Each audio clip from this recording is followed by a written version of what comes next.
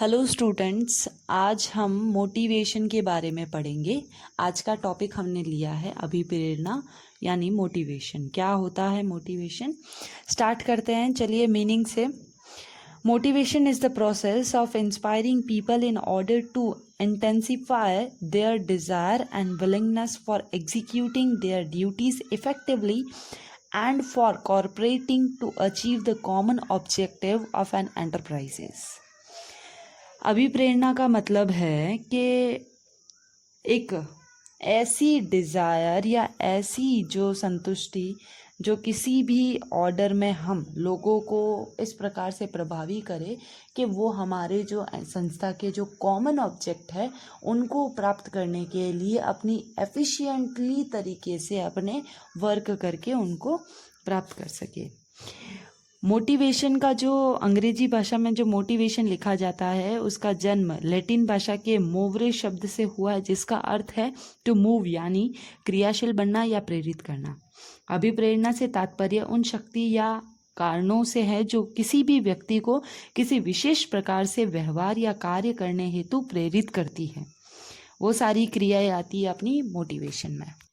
In other words it means to induce instigate and incite or promote someone to the particular course of action for getting the result expected from him. Motivation is a word derived from the word motive, which is means needs, desire, wants or derive within the individuals. It is the process of stimulating people to action to accomplish the goal. In the work goal context, the psychological factors stimulating the people's behavior can be desire for money, success, recognition, and job satisfaction, teamwork. One of the most important function is management is to create willingness amongst the employee to perform in the best of their abilities. Therefore, the role of the leader is to abuse interest in performance of employees and their jobs. The process of motivation consists of 3 stages: a felt need or drive, a stimulus in which needs have to be aroused, when needs are satisfied, the satisfaction or accomplishment of goal. Therefore, we can say that motivation is a psychological phenomenon which means need and wants of the individual have to tackle by framing and incentive plans. आइए अब हम इसके कुछ definition देख लेते हैं कि according to E.F. Albridge, motivation is a generally inspiration process which gets the member of the team pull their weight effectively to give their loyalty to the group, to carry out properly the task they have accepted, and generally to play an effective part in the jobs that the group has undertaken. In fact, motivation may be regarded as an integral part of the process of direction. In directing the subordinate, the manager has tried to create them to willingness to pursue the goal of the organization enthusiastically. In trying to do so, the manager may be set the concern himself with motivation. The team motivation is derived from the word motive. एक और definition देख लेते हैं मैकफर्लेट की। The concept of motivation is mainly psychological. It relates to those forces operating within the individual employees or subordinate which impel him to act or not to act in certain ways. मैकफर्लेट के अनुसार अभिप्रेरणा की धारणा मूलतः मनोवैज्ञानिक है। इसका संबंध किसी कर्मचारी अथवा मध्य अधीनस्थ में कार्य कर रही उन शक्तियों से है जो उसे किसी कार्य को विधिवत करने या न करने के लिए प्रेरित कर सकती हैं। इन कंक्लूजन, अभिप्रेरणा से तात्पर्य उन शक्तियों या कारणों से हैं जो कर्मचारियों को संस्था के लक्ष्यों के लिए सदैव उत्साहपूर्वक गंभीर प्रयास या परिश्रम करने के लिए प्रेरित करती हैं। अभिप्रेरणा से तात्पर्य उस प्रक्रिया से है जिसके द्वारा प्रबंधक अपने कर्मचारियों के आचरण व्यवहार को ऊर्जावंत और निर्देशित करता है तथा उसे चिर स्थायी बनाए रखने का प्रयास करता है, ताकि उन्हें संस्था के उद्देश्यों की प्राप्ति हेतु उत्सुकता से गंभीर प्रयास और परिश्रम करने के लिए अभिप्रेरित किया जा सके। आइए अब हम इसके कुछ नेचर एंड कैरेक्टरिस्टिक्स देख लेते हैं मोटिवेशन के अभिप्रेरणा एक सतत प्रोसेस है, यानी अभिप्रेरणा जो है motivation is a unending process जो कभी समाप्त नहीं होती है। व्यक्तियों से कार्य करवाने के लिए उन्हें सदैव और निरंतर अभिप्रेरित करना पड़ता है। फिर नेक्स्ट है motivation is continuous and dynamic process है कि ये एक जटिल प्रक्रिया है। इसका कारण ये है कि ये मानव व्यवहार से संबंधित है जो अत्यंत गतिशील और जटिल है। फिर थर्ड है ह्यूमन एस्पेक्ट है।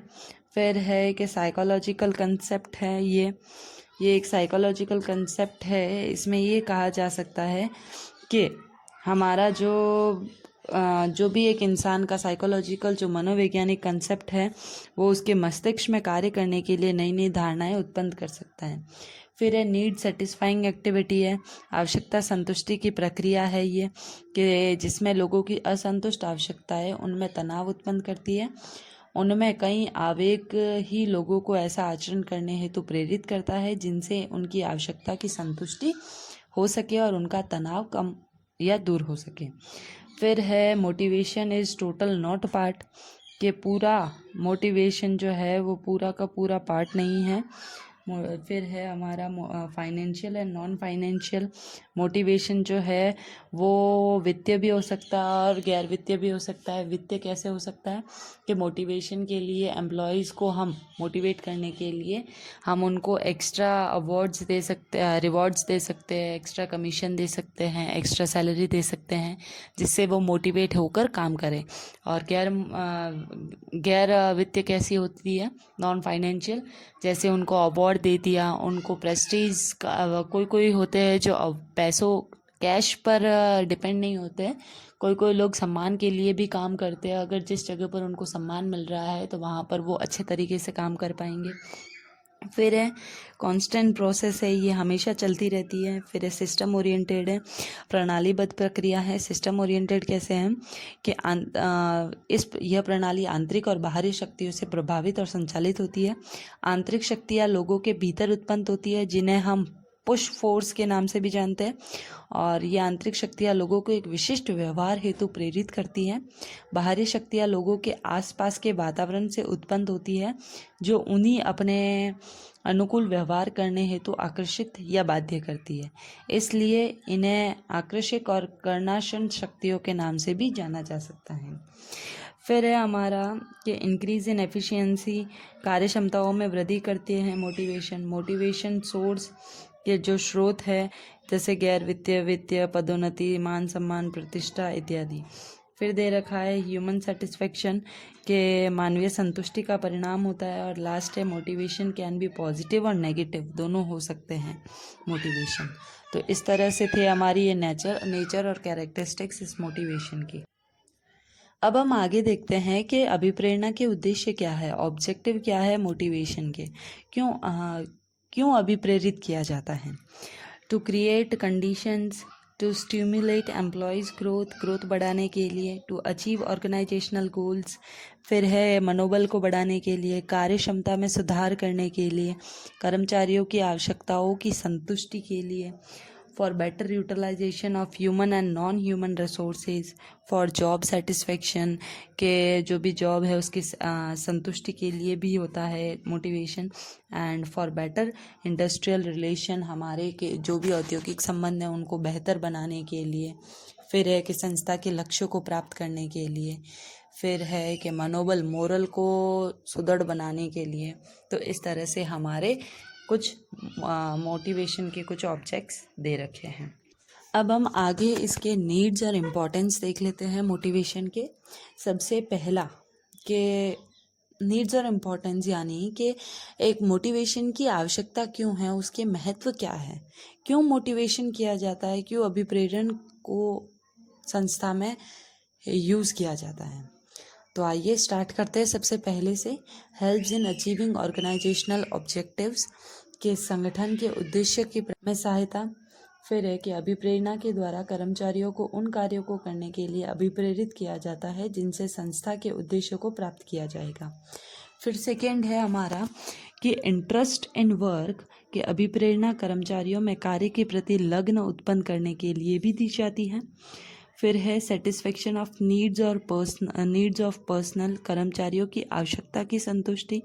अभिप्रेरण की आवश्यकता कर्मचारियों की सामाजिक शारीरिक आवश्यकताओं की पूर्ति के लिए आवश्यक है। कभी कभी शारीरिक आवश्यकताओं की अपेक्षा मानसिक और सामाजिक आवश्यकताएं इतनी महत्वपूर्ण हो जाती है कि उन्हें संतुष्ट किए बिना कर्मचारी के प्रति अभिप्रेरण उत्पन्न करना असंभव नहीं तो कठिन अवश्य हो जाता है। फिर फोर्थ है बिल्ड्स मॉरल मनोबल का निर्माण करना।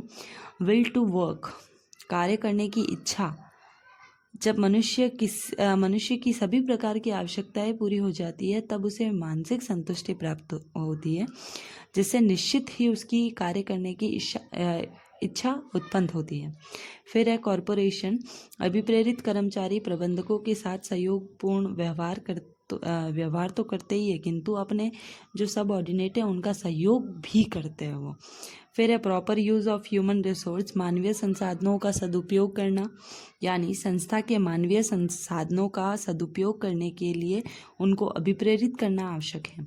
एक कुशल कर्मचारी को यदि पूर्ण रूप से अभिप्रेरित नहीं किया जाए तो उसकी कार्य क्षमता एक अकुशल कर्मचारी के समान ही होगी। फिर है हमारा बिल्ड्स गुड लेबर रिलेशन। अच्छे संबंध श्रम संबंधों का निर्माण करना। कि अभिप्रेरणा के द्वारा एक और श्रमिकों की कार्य क्षमता बढ़ती है तो उनकी कठिनाइयों को दूर भी किया जाता है। दूसरी ओर प्रबंधकों के लिए कारखानों में उत्पादन बढ़ता है। इस प्रकार इन दोनों वर्गों का हित संवर्धन होता है और इसके परिणाम स्वरूप अच्छे श्रम संबंधों का निर्णय होता है। फिर नेक्स्ट है बिल्ड्स ह्यूमन रिलेशन। उद्योगों में मानवीय संबंधों की विचारधारा ने चारों ओर सबको नए एस्पेक्ट पर सोचने के लिए मोटिवेट कर दिया है।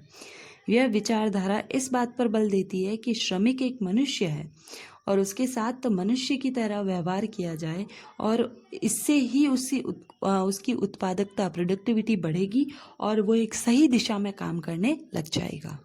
फिर है हमारा creation of congenial work environment के अनुकूल कार्य वातावरण का निर्माण। अभिप्रेरणा के द्वारा कर्मचारियों की इच्छाओं आवश्यकताओं और भावनाओं को संतुष्ट किया जा सकता है और अच्छे कार्य वातावरण का निर्माण किया जा सकता है। फिर है मेंटल पीस मानसिक शांति। अभिप्रेरणा देने से संस्था में अच्छे मानवीय संबंधों औद्योगिक शांति और अनुकूल कार्य वातावरण की स्थापना होती है, जिससे मानसिक शांति जरूर मिलती है।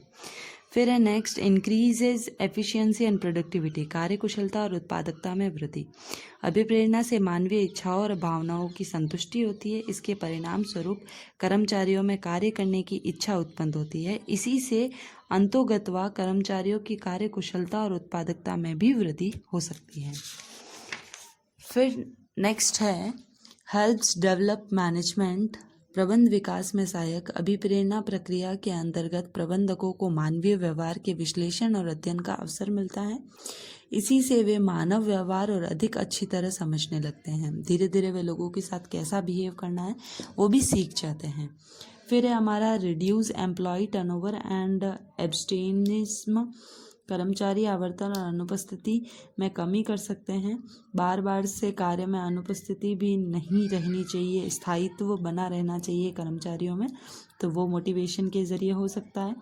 फिर है फैसिलिटेट चेंजेस परिवर्तनों में सुविधा कि इससे कर्मचारियों के परिवर्तनों के प्रति रुख को सकारात्मक बनाया जा सकता है और नकारात्मक रुख को बदला जा सकता है। एंड लास्ट है aids to the corporate image कि संस्था की ख्याति में वृद्धि होती है। जो संस्था अपने कर्मचारियों की इच्छा और भावनाओं और आवश्यकताओं को संतुष्ट करके उन्हें संपन्न रखती है तो उस संस्था की ख्याति में भी चार चांद लग जाते हैं। जैसे एक एग्जाम्पल है कि जो टाटा कंपनी है उसमें अभी तक किसी भी तरह की कोई भी स्ट्राइक नहीं हुई है, इसका ये सीधा सा मतलब जाता है कि उसके जो एम्प्लॉयज़ हैं उनको सेटिस्फाइड किया गया, उनकी नीड्स को सेटिस्फाई किया गया है, ताकि अभी तक उनमें कोई भी ऐसा कोई मनमुटाव नज़र नहीं आया है।